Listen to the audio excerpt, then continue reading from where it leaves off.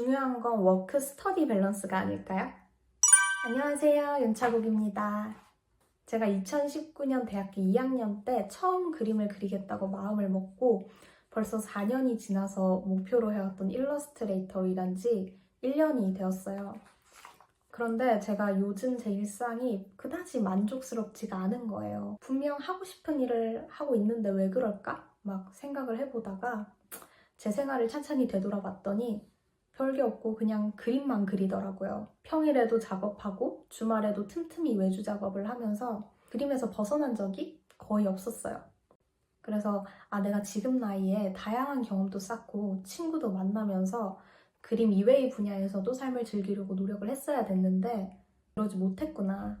나는 소위 말하는 워라밸이 지켜지지 않아서 이렇게 만족스럽지 못하구나 라고 생각을 했어요. 그래서 일부러 친구도 더 만나러 다니고 놀러도 가보면서 그림과 제 생활을 분리해보려고 했는데 해보니까 이게 아닌 것 같은 거예요. 당연히 친구를 만나거나 그림 이외의 다른 자극을 추구하는 그 순간은 즐겁지만 근본적인 불안감 같은 게 해결이 되지 않는 느낌이었어요. 그리고 워크와 라이프를 분리함으로써 얻는 이익이 저한테는 별로 크지 않더라고요. 워라밸을 지키겠다고 그림을 벗어나서 다른 활동을 하는 게 내 불만족에 대한 해답이 아니구나 라는 걸 경험적으로 깨닫고 그럼 뭐가 중요한 거지? 그럼 일단 왜 나한테는 워라밸이 별로 중요하지 않은 걸까? 여기까지 생각이 이어졌어요. 한창 워라밸이라는 키워드가 엄청나게 유행을 했었잖아요.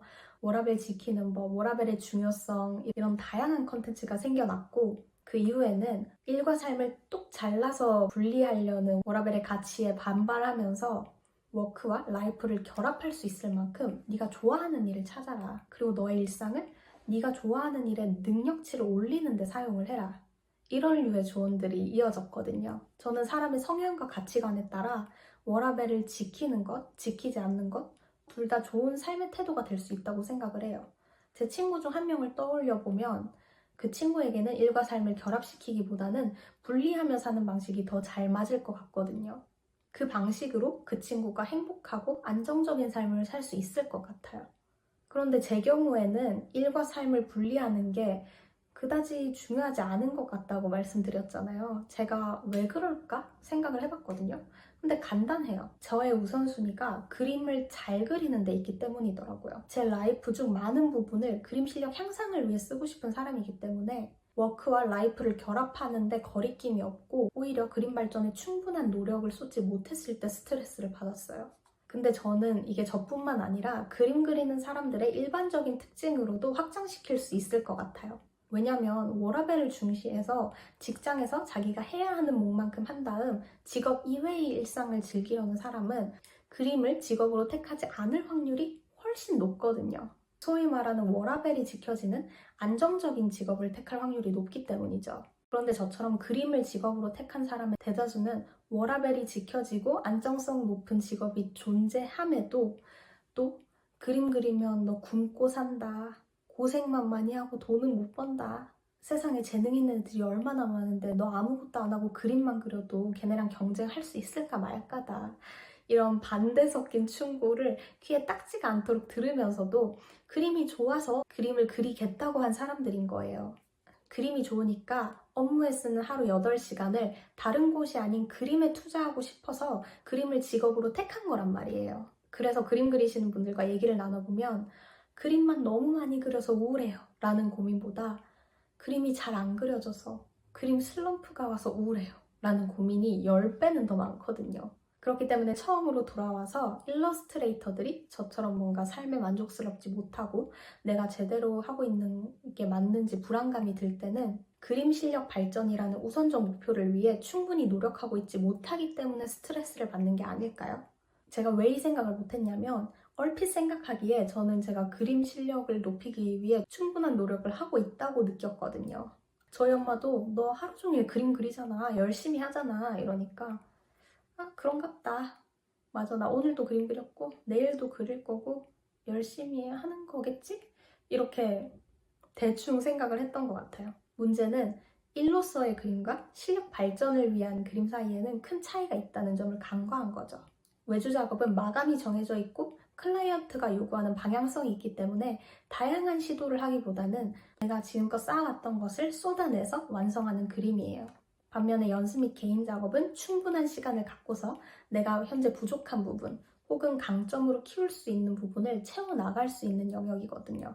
그래서 저는 저와 비슷한 성향의 일러스트레이터 분들께는 워크 라이프 밸런스 이상으로 워크 스터디 밸런스가 중요하다고 생각을 해요. 제가 그림을 그리며 제일 심적으로 힘들 때는 업무를 하다가 특정 부분에 한계를 느꼈는데 그걸 극복하지 못하고 다음 업무에서 또 비슷한 한계를 겪었을 때거든요. 그림은 열심히 그렸는데 발전은 없고 제자리 걸음이라는 자괴감이 많이 들었어요. 이건 일과 공부 사이의 균형이 워크, 스터디가 되면서 한계를 파악했음에도 내가 부족한 부분을 채울 시간을 확보하지 못했기 때문에 발생한 일이에요. 그래서 이 사이의 균형을 잘 맞춰야 자괴감도 줄어들고 일에서의 발전도 꾀할 수가 있습니다. 워크 스터디 밸런스가 무너져서 자괴감이나 불안감이 높아지는 걸 제가 실제로 경험을 했던 게 밤에 몸이 피곤한데도 막연하게 불안감이 들어서 잠을 못 자겠는 거예요. 처음엔 불안한 이유도 몰랐다가 꽤 시간이 지나고 여러 가지 생각들을 하니까 파악이 되더라고요. 뭐냐면 비록 일은 8시간 했고 돈도 벌었고 몸도 피곤하니까 내가 사회인으로서의 몫은 한 것 같은데 내가 바라는 미래에는 한 발자국도 가까이 못 갔다는 느낌 때문이었어요. 이 느낌을 없애려면 제가 원하는 실력과 방향성을 목표로 연습을 하고 그 과정에서 저의 발전을 느끼는 게 필수적일 것 같더라고요. 그래서 제가 일이 끝나고 몸이 피곤해도 조금씩이라도 개인작 작업을 하거나 그림 연습을 했는데요. 아무 생각 없이 그냥 크로키 한다, 작업 시간 채운다 이런 게 아니고 설령 동작 하나를 그리더라도 내가 배우고 싶은 부분을 의식하고 분석해서 잠들기 전에 적어도 나 오늘 이거 하나는 배웠다, 나 어제보다 낫다 이런 감각이 있어야 돼요. 이 감각을 느끼는 게 불안감 해소에 정말 많은 도움이 됐어요. 많은 영역이 그렇겠지만 그림도 참 사람을 불안하게 만드는 영역이라고 생각을 해요. 스스로 잘하고 있는지 확인할 지표는 딱히 없는데 뭔가 남들은 굉장히 빠른 속도로 발전하고 있는 것 같고 여러 걱정들이 생긴단 말이죠. 그래서 자기가 걱정이나 불안감을 많이 느낀다면 우선 나의 무의식적인 생각들을 분석해서 내가 어떤 부분에서 불안감과 걱정을 느끼는지 파악을 하고 그 후엔 자신의 성향을 바탕으로 그 문제를 해결할 수 있는 방법을 찾는 게 굉장히 중요한 것 같아요. 오늘 제가 최근에 느꼈던 불안감과 불만족의 이유, 또 일러스트레이터의 워라벨에 대한 저의 생각들 같은 거를 말씀드려 봤는데요. 저와 비슷한 고민을 가지신 분들께는 이 영상이 직접적인 문제 해결에 도움이 되시기를 바라고요. 혹시나 다른 고민을 갖고 계시더라도 스스로의 감정을 포착한 뒤에 문제 원인을 분석하고 본인 성향을 고려해서 적절한 해결법을 모색하는 메커니즘은 어떤 고민에도 활용할 수 있다고 생각하거든요. 그래서 걱정이 있으시다면 한번 이 순서대로 해결해 보시는 걸 추천드릴게요. 이건 여담인데 제가 저번 영상을 올리고 나서 구독자 1000명을 달성했습니다. 첫 영상 올린 시기부터 따져보니까 무려 4년 만이더라고요. 솔직히 성실하게 유튜브를 올린 게 아니라 업로드 텀도 굉장히 길고 그랬는데 그래도 아예 손 놓지 않고 지금까지 영상 올리니까 무려 1000분이 제 채널 구독해주신 게 너무 신기하고 즐겁습니다. 제 영상 봐주시는 모든 분들께 정말 감사하다는 말씀 드리고 싶고 유튜브에서만큼은 창피하더라도 제가 경험한 어려움이나 실패들을 솔직하게 말씀드리도록 노력해볼게요. 물론 좋은 일이나 제가 배운 점이 있다면 그것도 말씀을 드리고요. 오늘도 영상 봐주셔서 너무 감사드리고 저는 다음 영상에서 뵐게요. 빠이!